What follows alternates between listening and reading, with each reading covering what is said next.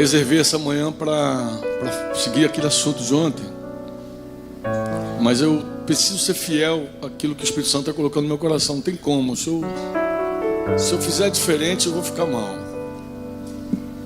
Então, por favor, me suporte. Tá bom? Quem quer me suportar um pouquinho? Tem jeito, né, irmão? Não, pode sair. Havia um monte de gente saindo pela porta.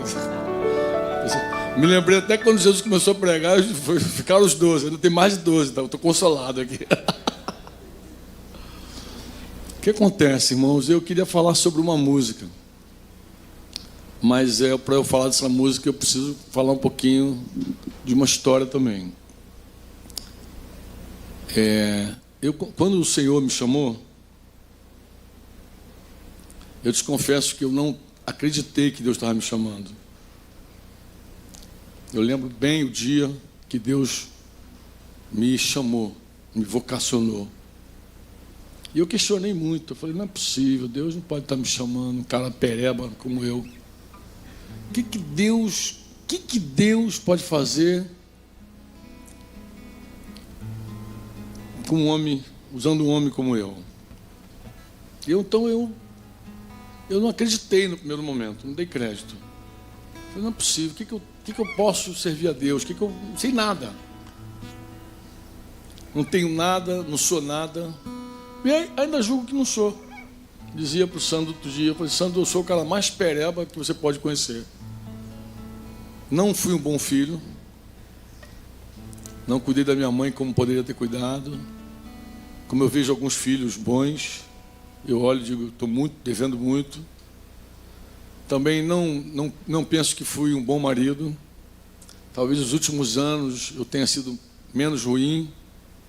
E nos primeiros anos, o pior marido que Denise podia ter encontrado na vida era o príncipe, príncipe pintado, né? Era o príncipe pintado até a primeira chuva. Depois da primeira chuva, o príncipe branco ficou... Cavalo, príncipe, era todo pintado. Era só o cavalo, longe. A história era tudo pintada. E bom pai... Meus filhos até dizem, papai, isso é legal, mas eu não sei, eu olho tantos pais, bons pais, e eu fico pensando, eu não sou um bom pai. E pastor nem pensar, né? Eu conheço pastores muito bons, que são capazes de carregar você no colo, literalmente. Eu sou relapso, me esqueço, tenho muita coisa, me comprometo com muita coisa, sei lá. E eu fico perguntando a Deus, Senhor, por que eu? Até hoje eu pergunto, então tu vê que é um negócio antigo, né? Mas uma palavra, ela me convenceu do meu chamado. Uma palavra que eu quero ler com você. Da minha vocação. Porque a música que eu quero falar, não sei se você pode colocar a letra aí, é uma música que eu já comentei aqui rapidamente, que nós cantamos hoje, que fala assim como Jesus. Assim como Jesus. Então, o texto que me confirmou o meu chamado é o texto de 1 Coríntios, capítulo 1, versículo 26 em diante. Eu já havia escutado um chamado de Deus, não atendi, nem atentei por conta disso que eu falei contigo agora, que eu não me via encaixado em nada que pudesse servir a Deus. Aí um dia, lendo a Escritura, porque uma coisa também, Deus me deu, logo no começo da minha caminhada, Deus me deu assim um amor pela palavra. Isso Ele me deu. Então eu devorava a Bíblia desde o comecinho, devorava e lia, e devorava, e lia, e lia. E aí deparei com esse texto de 1 Coríntios, capítulo 1, versículo 26, 26, que diz assim, irmãos, reparai, pois, na vossa vocação. Vocação é chamado, né? Vocacionar, chamar. Visto que não foram muitos, ou não foram chamados muitos sábios, segundo a carne, e nem muitos poderosos. Porque é uma coisa engraçada, eu sempre pensei assim, se Deus salvasse um cara igual o Jô Soares, ia ser um boom. Eu sempre achei assim, tem que ser um cara inteligente, um cara articulado, Cara bom, né? Cara que sabe falar, que sabe... Salva um cara assim, tipo Jô Soares e tal. Mas aí, olhando essa palavra, eu vi que era o contrário, né, cara? Deus, ele não chamou muitos sábios segundo a carne, nem muitos poderosos, nem muitos de nobre nascimento. Também Deus não chamou muita gente de nobre nascimento.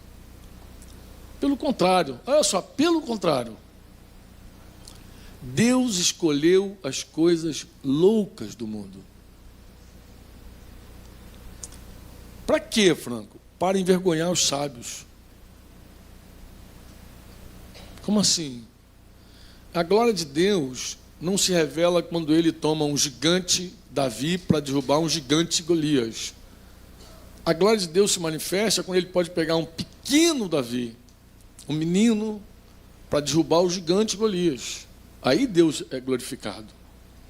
Deus é glorificado justamente nessa coisa desproporcional, entendeu? Ele é glorificado quando ele pega aquilo que não é nada, e o nada ele usa para derrubar o tudo. E ele segue dizendo, né, para envergonhar os sábios, né, escolheu as coisas fracas do mundo para envergonhar os fortes, as fortes. E Deus escolheu as coisas humildes do mundo e as desprezadas, e aquelas que não são. Para quê? Para reduzir a nada as que são, a fim de que ninguém se vanglorie na presença de Deus. Cara, nesse dia aí eu não tive dúvida. Eu falei, Deus me chamou. Pô, eu ouvi um chamado de Deus mesmo, que é verdade. Eu falei, Deus escolheu essas coisas malucas, loucas, que não é nada. Sou eu, cara. E aí, nesse dia, eu aceitei o meu chamado. E engraçado, porque o texto começa falando de chamado, né? Tu vê que o texto fala da vocação. Ele começa dizendo que não são muitos aqueles. Atente para a vossa vocação. A carga de Paulo é, irmãos, reparai, atente. Reparai, a palavra no original é assim, tenha discernimento, veja, né? Tenha visão, olhe, repare, tenha discernimento, olhe, põe tua vista nisso. E aí, como muitas vezes, pô, dá uma sacada aí, meu. Ou em bom castelhano, mira aí, irmão, mira. Põe tua mira aí, teu alvo, que não são realmente muitos os sábios e nobres, pelo contrário. Deus escolheu essas coisas malucas, fracas, débeis. E aí eu entendi, eu falei, Deus me chamou. E aí disse, eis-me aqui, Senhor, para servir aos meus irmãos. És minha força.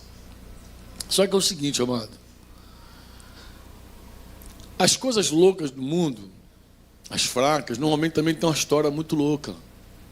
A gente não é louco por acaso. A gente é louco porque a gente já vem de uma história maluca. Por exemplo, a minha história é muito doida. Meu pai, eu conheci apenas com 39 anos de idade. Eu não conheci meu pai antes dos 39 anos de idade. Meu pai era aquele cara casado, um homem casado. Olha que história triste. Um homem casado que já tinha filhos.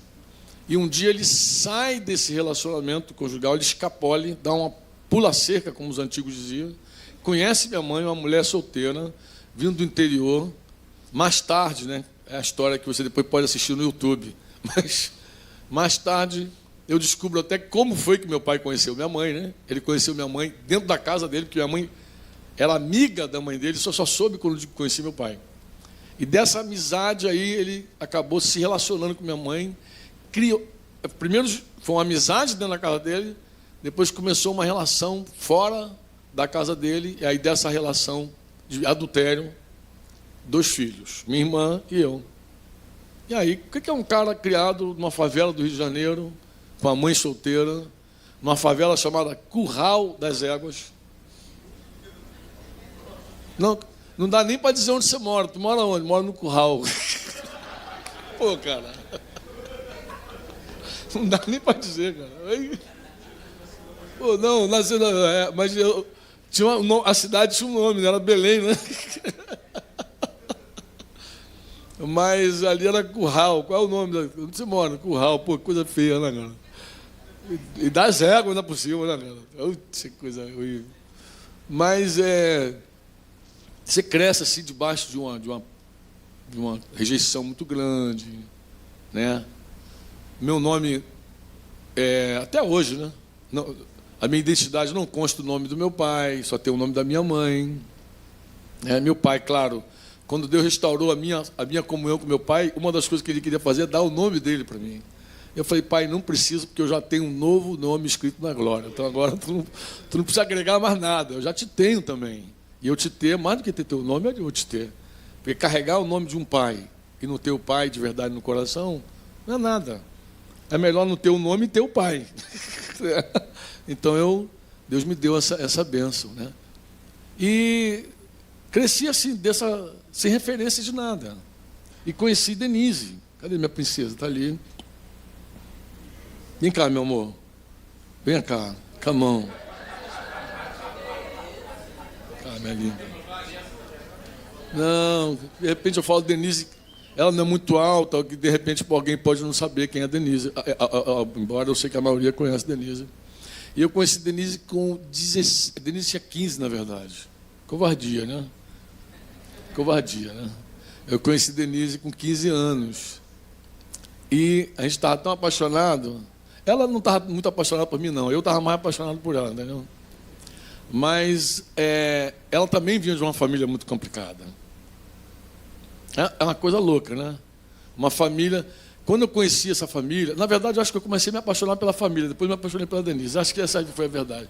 Que é a seguinte... A casa do meu sogro era um botequim. O caminhão de cerveja saía da padaria e parava na casa do meu sogro. Ia tirando os desengradados. Quando eu vi aquela família, eu falei, é o paraíso, achei. É aqui que eu vou ficar.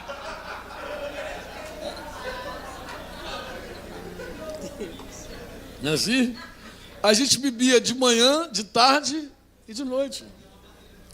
E a abertura da manhã, o café da manhã, era um copo de cerveja gelado. E aí já ia o dia inteiro. Num lugar que tem muita bebida, também tem o quê? Muito abuso, muita contenda. Né? Começa bebendo, né? Esse dia eu vi a galera pulando ali naquele baile que eu falei que estava meio equilibrado, né? Mais para lá do que para cá. E aí eu vi assim, falei, tremendo, não precisa de bebida, não precisa de droga, o pessoal na maior alegria, festejando, Senhor, que coisa linda, né? Mas quem conhece esse lado sabe que o negócio funciona à base da bebida mesmo, né? E principalmente quem está cheio de complexo, de rejeição, não consegue nem se expressar se não tomar um negocinho antes, entendeu? E quem gosta do negócio, aí toma cerveja, rabo de galo, lambretinha, canelinha, vai misturando tudo que pode, né? Para pegar mais rápido, né? Tem que pegar mais rápido para o negócio entrar na veia. Então, a bebida marcou a nossa vida assim, muito cedo. Muito cedo. E eu me casei um ano depois com Denise. E aí, embora a casa do meu sogro fosse um botequim, era uma família de nordestino que trabalhava muito. Então, todos os filhos trabalhavam. Denise, eu, inclusive, ficava admirado de ver aquela garotinha trabalhando, tão pequenininha, novinha, trabalhando. Isso me atraiu também. Falei, que legal, vai ser uma esposinha legal, trabalha muito essa guria. Só que eu peguei e fiz o seguinte com Denise. Eu tirei Denise daquele mundo e levei Denise para o meu mundo, que era pior do que o dela, 1000 vezes. Ela nem imaginava o meu mundo. Meu mundo era um mundo de prostituição, meu mundo também envolvia droga, violência. E eu tirei Denise dessa família, que embora derramava todas, mantinha ali um certo padrão. E levei Denise para o meu mundo, onde ela conheceu coisas terríveis e viu coisas terríveis também, porque era o meu mundo. Meu mundo não tinha limites, nenhum limite. Eu vejo os garotos hoje chegando no meio da igreja com alguns problemas, assim, às vezes se achando até esperto, né? Esperto, então assim, fica cheio de misericórdia. Esse garoto nem conhece de verdade o submundo do mundo, né? Aquela coisa, não conhece. E Oxalá nunca conheça. Nunca chegue lá para conhecer. Tomara não conheça. Saia antes da furada e venha para Jesus mais rápido, né? Não precisa descer lá no fundo para descobrir que o mundo é um engano, que o mundo é podre, que o mundo... Não precisa chegar lá no fundo. Bem, amados, nós nos casamos e, como eu falei, recebi esse chamado e nós nos apresentamos para servir Jesus. Você pode colocar a letra da canção lá para mim? A letra dessa canção, claro, é uma canção que fala de se apresentar a Deus, né? Como começa? Assim como Jesus lavou os pés dos seus. Eu quero servir aos meus irmãos, imitando quem? O meu bom mestre, o meu Jesus. O que mais que eu quero fazer? Vou exercer o dom que ele, que dele ganhei, o dom que ele me deu, não, o dom que dele ganhei. Ser fiel à graça do meu Pai, fazer aquilo que sempre, o que eu sempre amei? Doar minha vida, assim como ele fez. Meu Pai. É engraçado, você sabia que todos nós temos esse registro no nosso coração? Todos nós. Dentro do nosso coração, nós temos um chamado para o sacrifício. Todos nós. Há um testemunho dentro de nós de que... Por isso que a gente vibra com aqueles filmes que o cara morre para resgatar o outro. A gente vibra com isso. Porque dentro de nós tem um link, sabe, com Deus, assim, um testemunho dentro do nosso coração de que a gente existe para sacrificar em prol do outro. Isso no começo da nossa jornada ficou claro. Segue a letra. Onde é que eu parei? Eis-me aqui, Senhor, para servir aos meus irmãos. És minha força. Eis-me aqui. Aí ele diz, meus dons e talentos, Senhor, meus dons e talentos são para a tua glória, e uma vida de comunhão e uma oferta a ti. Só que dizer assim, eis-me aqui, quero te servir, não é simples assim dizer, eis-me aqui, vou te servir. Porque agora que nós escolhemos servir, nós temos uma jornada pela frente. De muitos desafios. De muitos problemas. Não é uma coisa assim simples, assim, vou servir a Jesus e vai ser lindo e maravilhoso. Não é assim, amado, por favor. É assim, ó, vou servir a Jesus e vou enfrentar muita coisa pela frente. As pessoas pensam que obedecer a Jesus, eu estou aqui, estou no centro da vontade de Deus, nada de ruim pode me acontecer. Isso não é verdade, irmão. Tira isso da tua cabeça. As duas vezes que a gente lê nos evangelhos que os discípulos entraram numa tempestade, uma turbulência, as duas vezes que a gente lê, o evangelho narra que Jesus entrou no barco e os discípulos entraram atrás. Meu Deus do céu, se Jesus entrou no barco, onde é que tinha que estar os discípulos? No barco, seguia ele, segui-lo. Daqui a pouquinho Jesus dormiu, e aí veio aquela tempestade, eles ficaram desesperados, mestre, a gente vai morrer afogado. Jesus estava no barco. Eles não estavam no lugar errado, eles estavam no lugar certo. Eles estavam no lugar certo, dentro do barco com Jesus. Agora, a segunda tempestade é pior ainda. Por quê? Porque a segunda tempestade, Jesus mandou eles atravessarem o mar. Jesus falou, entra, atravessa, que daqui a pouco a gente se encontra. Então eles entraram debaixo de uma ordem de Jesus para dentro do barco. E aí, meu amigo, tempestade, turbulência, tempestade. E Jesus só chegou na quarta vigília da noite, entre 3 e 6 horas da manhã. Imagina que luta no mar. Então, estar com Jesus não é sinônimo de não vou passar turbulência. É um equívoco. Na caminhada, principalmente quando a gente consagra a nossa vida a Deus, nós vamos passar sim problemas e vamos passar turbulência. Eu tinha um fantasma na minha vida. Meu fantasma era o seguinte: eu não gostaria de ver a história do meu pai reproduzida na minha descendência. Como assim? Eu tinha um filho, uma filha, tenho, né? Mas eu não gostaria de ver, por exemplo, minha filha, que era maior, sem se casar, sem construir uma família, como minha mãe.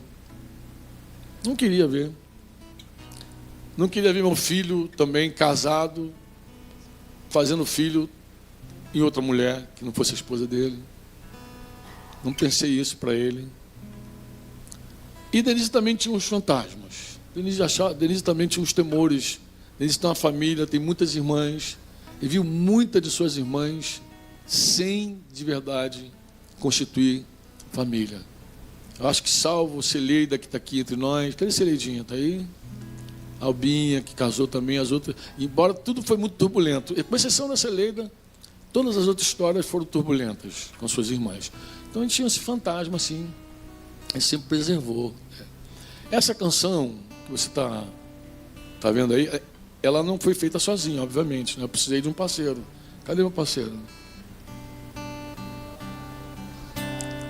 Parceiro, tu pode vir aqui, parceiro, de composição.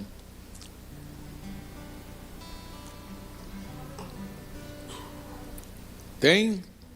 O Roger está aí atrás? Pois deixa eu tomar o Roger um minutinho. Eu até penso, lembra que eu falei com você, eu queria fazer o seguinte, eu preparei uma ministração aqui, eu preparei um assunto aqui, mas o Espírito Santo me deu convicção de que eu precisava cooperar com vocês nesse tema uns aos outros. Amém? Roger é meu parceiro com essa canção, nem isso, Roger? Chega para cá, meu filho. Eu conheço o Roger desde que ele era pequenininho, garotinho. Vocês estão andando aqui? Aí tu vê um monte de pivete. Eu conheci o Roger assim. O Roger tinha 11 anos, mas é o seguinte, nós tínhamos um teclado que era desse tamanhozinho assim.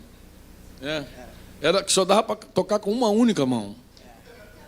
Verdade. O Alex só tinha 3 notas. O Alexei, que era um baita de um tecladista, tocava esse teclado com uma única mão. E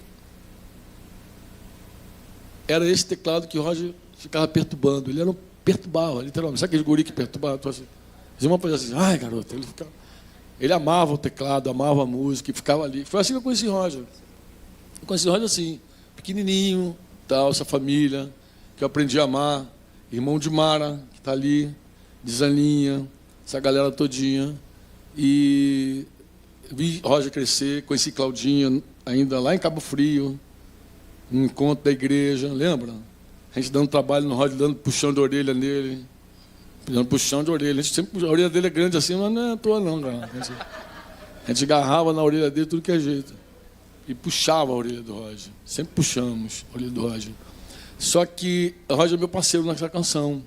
Em 2005, a gente precisou fazer uma canção para igreja, falando de mutualidade. Só que nós passamos uma tempestade juntos. Eu, quando junto, vem cá, Claudinha, vem para cá. Claudinha é uma bênção na minha vida, essa garota. Ela estava grávida. Ah, minha filha, vamos abençoar essa igreja. Vamos abençoar essa igreja. A gente precisa abençoar esse povo. Então é o seguinte, nós passamos uma tempestade juntos. Por quê? Como eu falei, nós temos uma filha. E quando ela era mais nova, ela se desviou do Senhor. Na verdade, a gente sempre achou que a nossa filha amava o mundo. Sempre achou. E a gente não se enganava, né, Denise? A gente falava, nossa filha tem uma atração pelo mundo. O mundo brilha nos olhos dela. Sempre tem uma atração. Nunca nos enganou. Mas a gente pedia a Deus Senhor, salva a nossa filha. A gente precisa que a nossa filha ela tenha um encontro verdadeiro contigo. Verdadeiro contigo. E o Roger também não vinha bem, coitado. Apesar dos puxões de orelha, ele não vinha bem. E já casado, com Claudinha grávida, de Giovana, dessa bonequinha que eles têm, que graças a Deus não se parece com o Roger. A cara da Isa. A cara do pai do céu. E aí, esses amados, minha filha, eu não tiro a responsabilidade dela, e Roger se envolveram numa situação, num pecado. E, cara, quando nós soubemos, o mundo caiu. O chão se abriu debaixo dos nossos pés. Não só dos nossos, da Cláudia. Imagina, a Cláudia estava grávida. Roger, a gente falou antes com os jovens aqui que a mulher apaixonada, ela fica cega. Lembra disso que a gente falou aqui? Paixão, que a pessoa às vezes coloca paixão em primeiro lugar. Só paixão, cega. E aí nós vivemos essa turbulência, gente. Foi um tempo muito doloroso. Alguns irmãos que estão aqui são testemunhas do que eu estou falando. É assim, quem testemunhou isso de perto? Levanta a mão. Levanta a mão. Lembra, Luiz? Luiz nos acolheu. Viemos para Curitiba. O pessoal de Curitiba sabe também. Foi uma dor. Eu nunca pensei que eu pudesse passar por algo assim, irmão. Nunca pensei. Nem Denise, a gente nunca pensou na vida. Nunca, nunca. Mas passamos. E não só passamos, passamos e vencemos. Vencemos. E a maior vitória nossa, eu estava falando para o Roger agora, o Roger estava no teclado, eu falei, Roger, eu queria dizer para você que eu ainda oro por você, e eu, quando oro por você, eu percebo que eu não tenho nada no meu coração, você é meu filho. Você é meu filho. Sabe quando um filho te machuca? E você perdoa teu filho? Quem já sofreu uma ferida do filho, assim? Você perdoa? Consegue pensar em alguma mal? Consegue pensar? Não consegue. Eles também são pais. Os filhos deles também não acertam sempre. Então, assim, nessa jornada, nessa obra, eu sei que vocês estão estudando sobre várias mutualidades, perdoai uns aos outros, confessai vossos pecados aos outros, servir uns aos outros, vocês estão estudando um monte de coisa. Mas isso não é suficiente se não for revelado. Vocês sabiam que era... Conhecia Roger? La história, sim. Pela pessoa, não. Por isso estavam tratando bem ele, assim, né? A hora não mais. A hora... Estavam no almoço só com o Roger, agora se corre. Eu queria dizer uma coisa para vocês, olha, a gente pode passar qualquer coisa com Jesus, qualquer turbulência. Naquele tempo, eu me enchi de misericórdia dessa família. Isso foi o que de verdade me sustentou. Me enchi de misericórdia. O Espírito Santo veio sobre nós e desde aquele dia o Espírito Santo não tem nos deixado. Eu falei que eu sou um perebão, né? E sou mesmo um perebão. Eu venho a Curitiba com o maior prazer. Maior prazer, maior alegria. Nunca pensei em deixar de ver o Roger, a Claudinha, nunca pensei. Aí você diz, pô, esse cara é bom. Não, eu sou o perebão, meu irmão. Eu vou falar quem é bom. Quem é bom é aquele que habita em nós. É Jesus. Porque se não fosse Jesus, essa história ela seria trágica. Se não fosse Jesus. Mas Jesus é Deus, é o meu Deus, é o Deus do Roger, da Claudinha. Eu estava até falando para a Claudinha, tu tem um papel na minha vida muito importante. Você não apenas sustentou teu casamento, teu marido, mas você também, ela talvez não lembre, não saiba, mas a Cláudia foi uma ferramenta de Deus para trazer a Débora de volta para Jesus. Um dia eu estava aqui em Curitiba, peguei um e-mail que a Claudinha me enviou e ela me contou uma experiência que ela teve com Jesus. A gente ainda amargando aquela situação, e ela começa a contar a história. Ela falou assim, Franco, eu vou tentar reproduzir teu e-mail assim, na cabeça. Ela falou, Franco, eu passei esses dias muito difíceis, e numa dessas noites eu estava com o Roger, conversando com ele, mas ele estava tão cansado que ele desmaiou. E eu então falei com Deus, Senhor, esse homem não serve nem para mim, para me abraçar, para me suportar. Mas quem pode me abraçar, quem pode me sustentar, não é ele, és tu. E fez essa oração e disse que imediatamente ela foi tomada pelo Espírito Santo assim e dormiu ali também.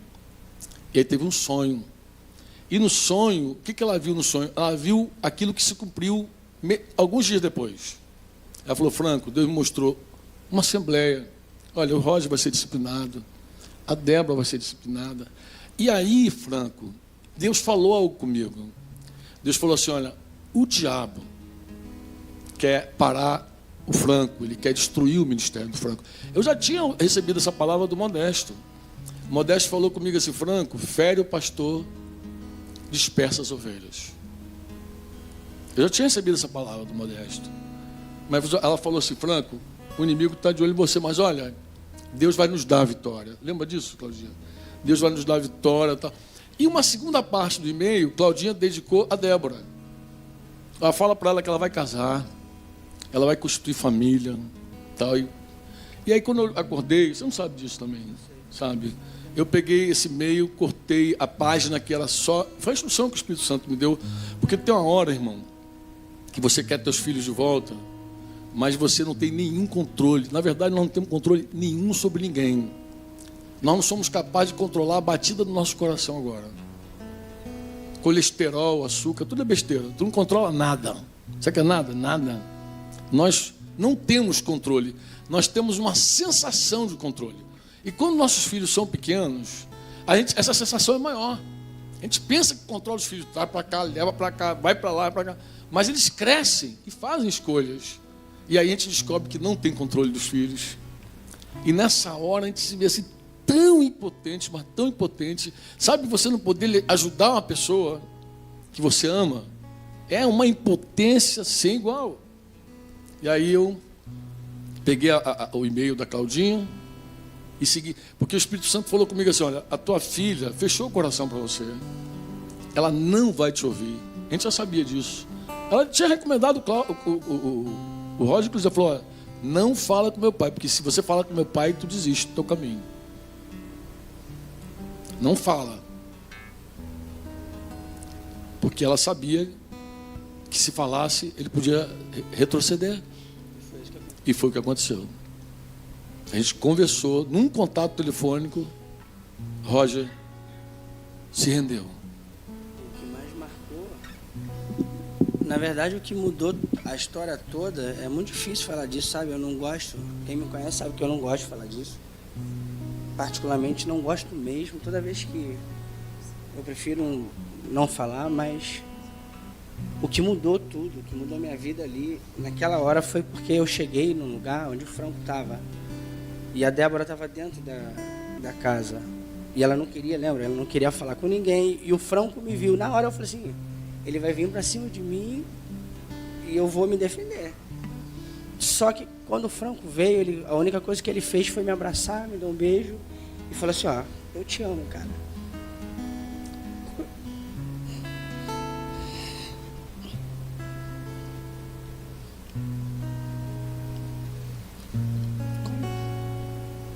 Quando isso aconteceu, na hora eu falei, eu não posso fazer mais isso.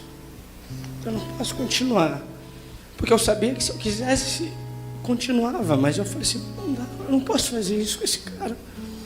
Depois de tudo que eu fiz, ele ainda vai me dar um beijo. Ainda diz que me ama.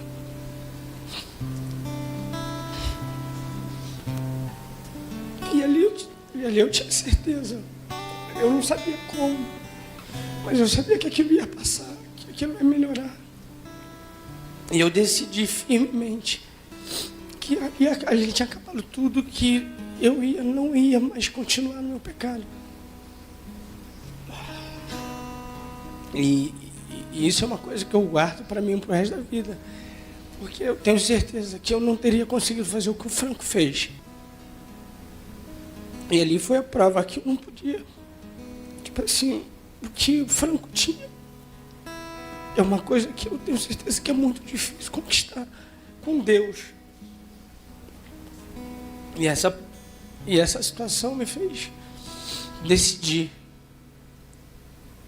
parar com tudo e seguir o que era certo. Voltar para casa, confessar meu pecado para minha esposa junto com o Cláudio. O Cláudio estava comigo. E restaurar tudo. Eu sabia que não ia ser fácil, mas foi nesse momento que eu decidi. E eu nunca falei isso. Eu só falei isso pro Léo, não foi, Léo? Só falei isso pro Léo, não falei mais para ninguém. Foi a atitude mais impressionante que eu já vi. Eu sei que ele fez isso porque Deus estava no controle. Mas mesmo assim é admirável. É admirável ver um homem fazer isso.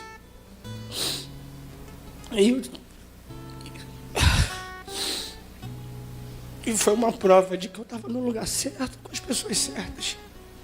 O errado era eu. Porque na hora a gente fica pensando, né? Pô, não, vai falar isso, eu vou retrucar, vou falar isso, vou falar... Mas não foi nada disso. Tudo que eu achei que fosse acontecer, não aconteceu. E ele foi completamente o contrário do que qualquer outra pessoa faria. E isso me marcou muito na hora. Em Deus ele diz que o amor constrange, né? Eu não sei também como isso deu, porque não foi pela minha força, pela minha capacidade. Eu já falei para vocês, eu sou aquele cara ali do pior que Deus chamou. E eu só criei no meu chamado porque eu sabia que eu era o pior, né? O que me animou a enfrentar essa situação também foi o seguinte: eu tenho muita clareza da minha miséria com Deus, sabe, irmãos? O meu pecado com Jesus é impagável. Impagável. A parábola do cobrador incompassivo, do credor incompassivo, é aquele cara que ele tem uma dívida com o rei que ele não consegue pagar, é perdoado, mas quando encontra o irmão dele, ele quer que o irmão pague a ele. Então, o que ajuda a gente a perdoar? Eu acho que o que ajuda a gente a perdoar é a gente ter a certeza de que a nossa dívida com Deus ela é muito maior. Ou seja, o que o Roger e Débora fizeram conosco nem se compara, não passa perto do que a gente fez com Jesus. Não passa perto.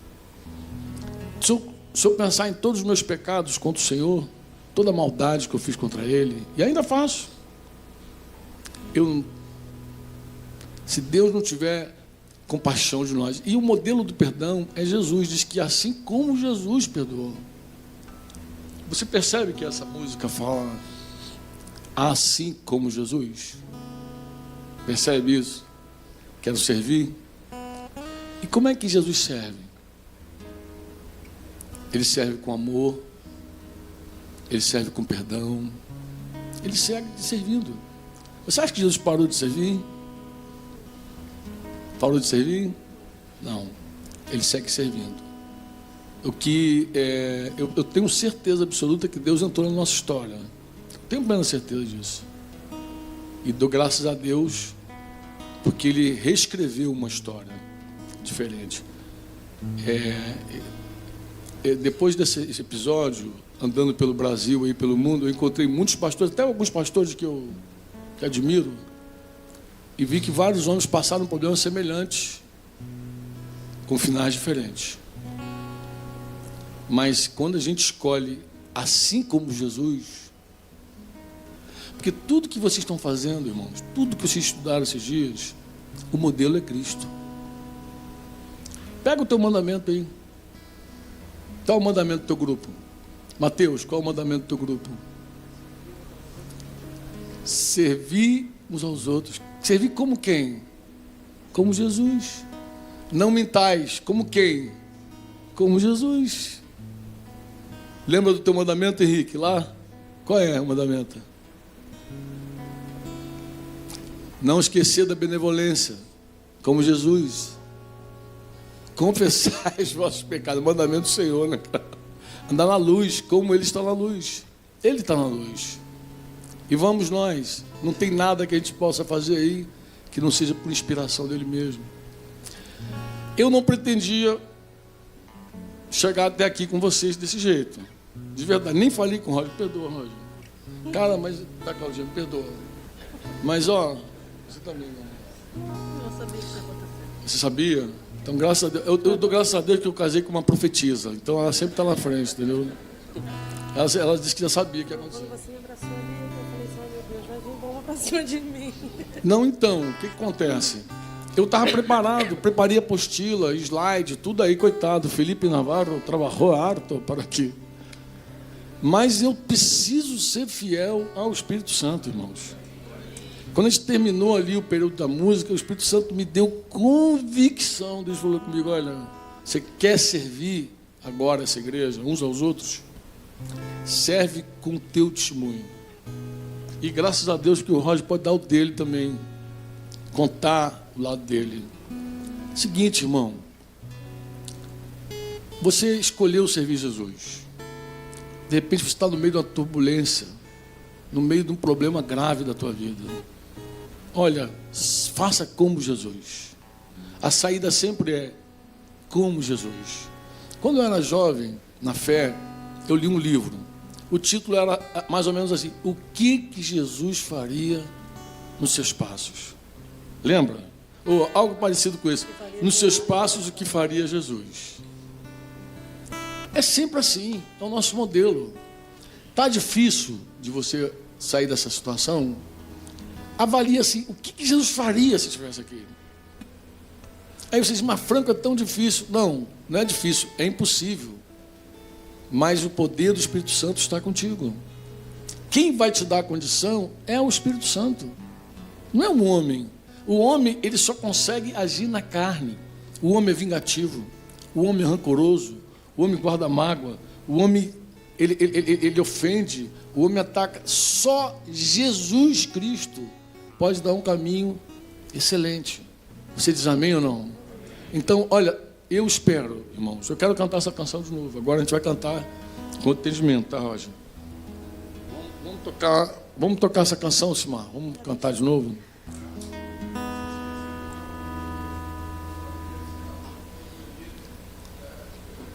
Tá bom, Marão. Marão quer dar o desfecho aqui do lado da minha filha, dizer que ela se casou.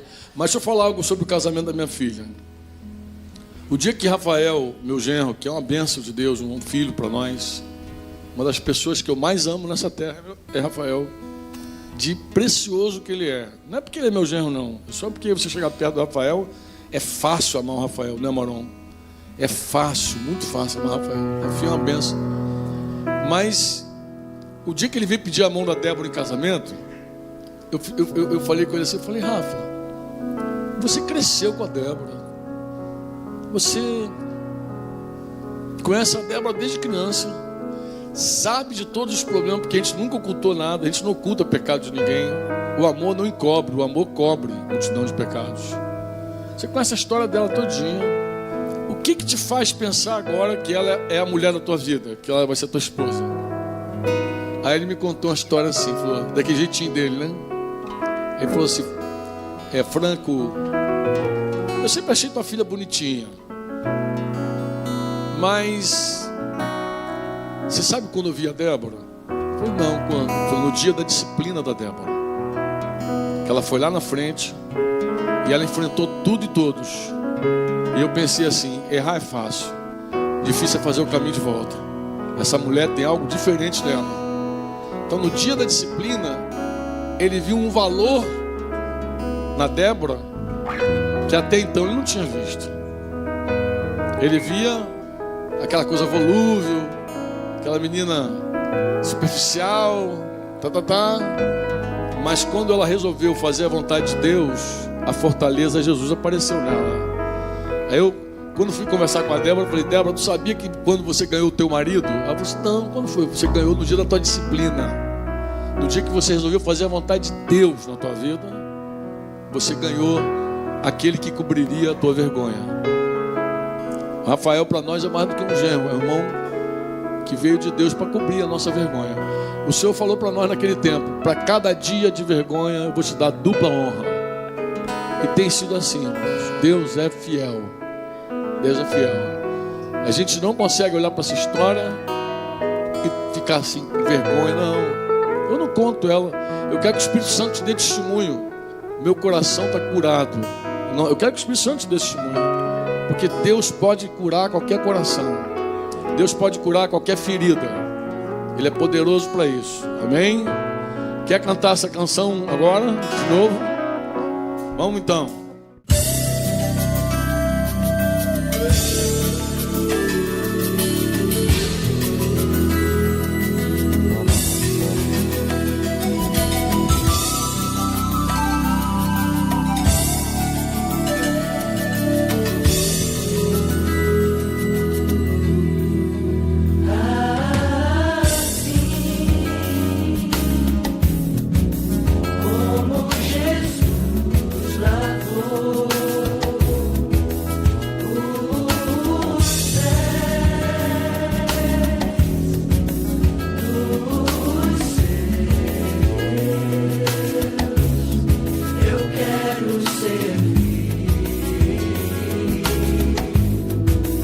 Aos meus irmãos.